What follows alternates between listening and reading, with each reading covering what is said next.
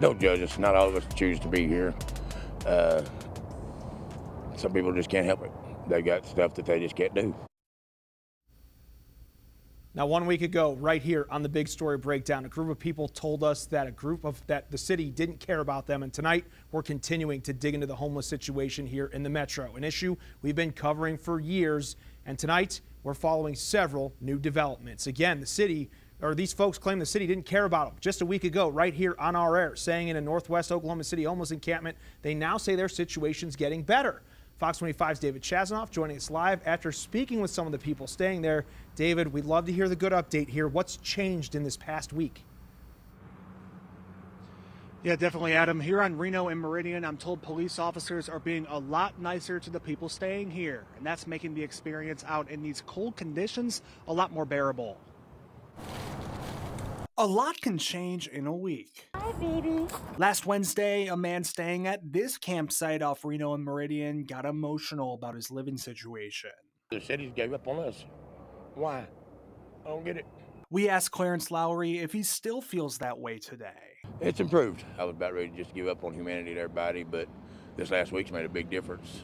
People brought blankets and jackets and everything for people. As the weather gets colder, Clarence Lowry tells me he uses a mini fireplace to keep himself warm in these conditions. That's why people come in, because I provide heat for everybody. Kaylin Norman stops by often. We trying to make it every day. You know, it's cold out here, and we be trying to set a fire, you know. MJ Elkshoulder and Lazaria Shells also visit the encampment. It really helps out, like a lot of people out here, you know, keep warm. They feed people, you know, they grill food and stuff a lot, you know, and just, you know, they're just a helping hand, you know, for a lot of people. That's just how it is out here, but there's some of us that want to get out of it. We're going to get out of here. Yeah. We're going to make it out. While things have gotten better, Lowry says he feels the city could be doing more to help people like him. Get a vacant lot somewhere and just give them a place to go. Give us a certain place so we can have time to get jobs or whatever we need to do to get a place. Don't give them a hand out, give them a hand up. That's what we need. We reached out to the Oklahoma City Police Department. They tell us they continue to partner with groups to offer resources to those without shelter. Reporting live in Oklahoma City, David Chasanoff, Fox 25 News. Several downtown homeless encampments have been cleared, and the people once living there are now being housed thanks to the Key to Home Partnership, a collaboration of nonprofit organizations in Oklahoma working towards ending homelessness in Oklahoma City. As Fox 25's Katie Arata explains, 26 people now have a roof over their heads just in time for the holidays and the cold weather. The Key to Home Partnership is a collaboration of more than 50 organizations working together in new ways to address homelessness in Oklahoma City. So the Key to Home Partnership launched an innovative new initiative to Oklahoma City to get people who are living in encampments. And we bring services directly into those encampments, and the goal is to have everyone residing there in housing within an expedited 4 to 6 weeks, and then they are provided an additional 12 months of case management support to help them stabilize in housing. This month, the initiative was able to house 26 people living outside in encampments along Oklahoma City Boulevard. Our outreach teams go out and they're monitoring sites, so they really try to understand who is residing there. And yes, our goal is to engage everyone in that encampment.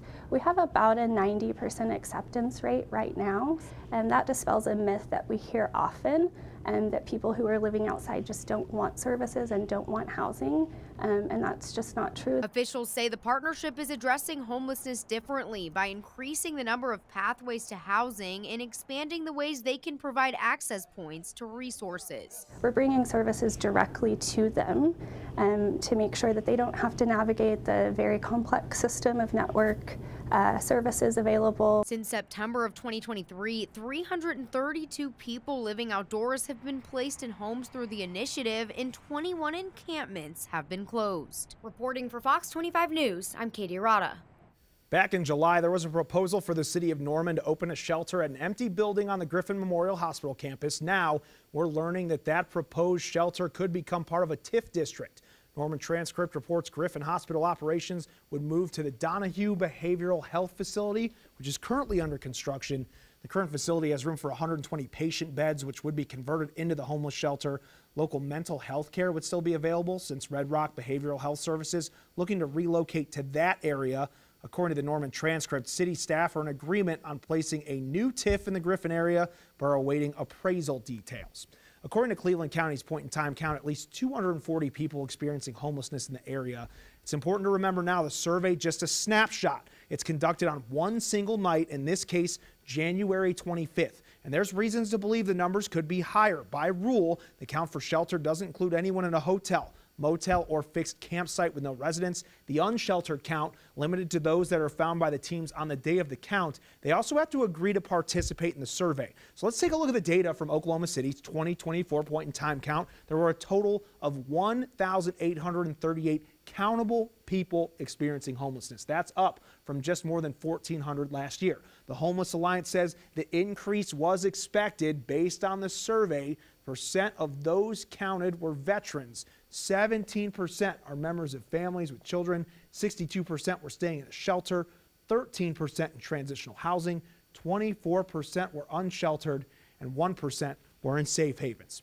Right now, Norman officials deciding what to do next with their emergency overnight shelter. As disagreements over contract terms played out between the city and nonprofit group Food and Shelter. City Council now looking to work with a different organization. Let's go to Fox 25's Tom Ferguson. Joins us live from Norman City Hall. Tom, what have you heard out there tonight? Adam, officials are still discussing the plan before them, but should the current deal go through, the management of that shelter would go from Food and Shelter to the nonprofit City Care Inc.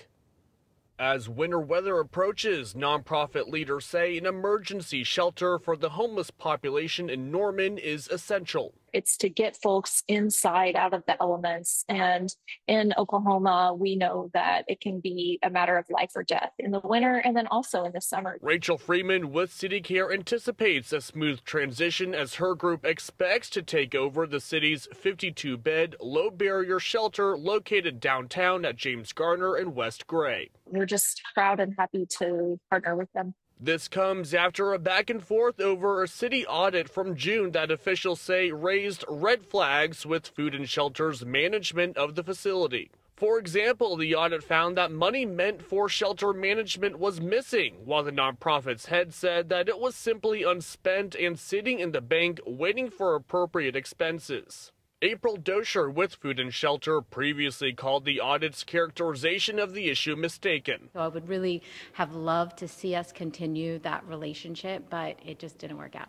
Dosher praised City Care and said she's glad the group stepped up, and that the main goal here is getting a roof over those with nowhere to call home. And we believe in emergency shelter. We know it's a huge part of the importance of ending homelessness and helping people who are homeless find permanent locations for home. The location of the shelter has also been a sticking point for downtown business owners who've said it's been a drag on foot traffic and spurred safety concerns. Freeman said the city is looking at a new location to open a few months after her group takes over.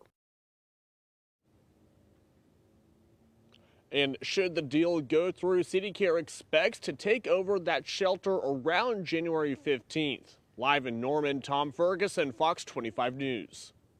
Now, over the past few months, we've seen that more renters than ever struggling with their housing costs. And according to a report from Apartment List, the number of cost-burdened renter households has hit an all-time high.